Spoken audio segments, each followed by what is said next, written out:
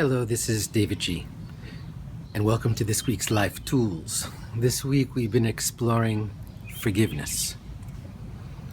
Let me just share with you. About 3 weeks ago, someone did something, and I took it personally. Since that moment, I've been holding a grudge. When that person pops into my awareness, which was a lot more than they were popping into my awareness before that moment, I was thinking, I'm angry. I'm frustrated. I want them to acknowledge that they did something wrong. I want them to apologize to me. I needed to get to the other side of that because we let people into our heads that we would never let into our homes, and they can do a lot of damage. And there's no reason for us to keep inviting them in. And we might say, I'm not inviting them in. They just keep attacking and landing in there. But I had to work on a forgiveness practice with this particular issue and with this particular person.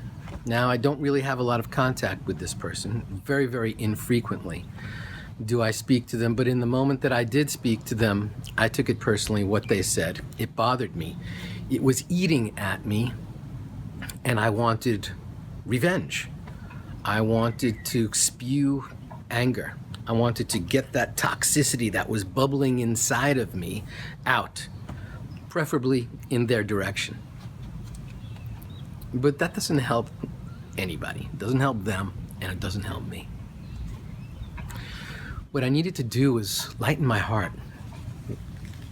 What I needed to do was truly not take it personally. Realize that these are their words. This is coming out of their mouth. This is coming from their thoughts, their head. And as Don Miguel Ruiz would say, they're in their dream and I'm in my dream. And so how can I take that personally?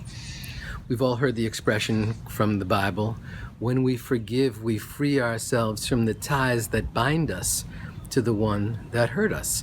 And I was holding on so tightly to a thread that connected me to them, that I was losing sight, and I could have been putting my attention on peaches, or I could have been putting my attention on people I love and care about, people in my front row. And instead, I was thinking about this other person and their words. I made a conscious choice that every time their words came into my awareness, I was going to smile and say, "Oh, hello, visiting again? I think I'll let you go right out the back door."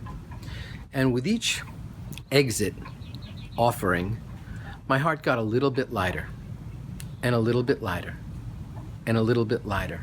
Now I'm going to need to continue to work on this, and I encourage you to join me this week. If you're holding on to a grudge, if you're drinking poison and expecting someone else to die, if you are filling your head, your 60,000 to 80,000 thoughts a day, if 30,000 of them are about this person, it's time to let go. This week, give yourself permission to loosen your grip on the hold that they have on you. They didn't impose it on you, we imposed it on ourselves. So let's give ourselves permission to release.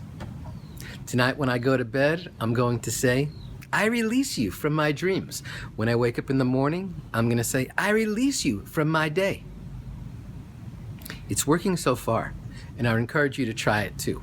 This doesn't condone the behavior of someone that's hurt you, but it's our interpretation of that moment that makes the hurt, and then our holding on to those words and the intent of that behavior. So I'm going to give them a pass. I'm going to say, well, I don't think your intention was actually to hurt me, so I'm going to let that go. You happen to have hurt me, or I took it as that, and so I need to let that go too. I need to be as kind to myself as I expect myself to be to them. Maitre, self-kindness. Let's practice that this week. From the sweet spot of the universe, this is davidji. Keep meditating, and I'll see you in the gap.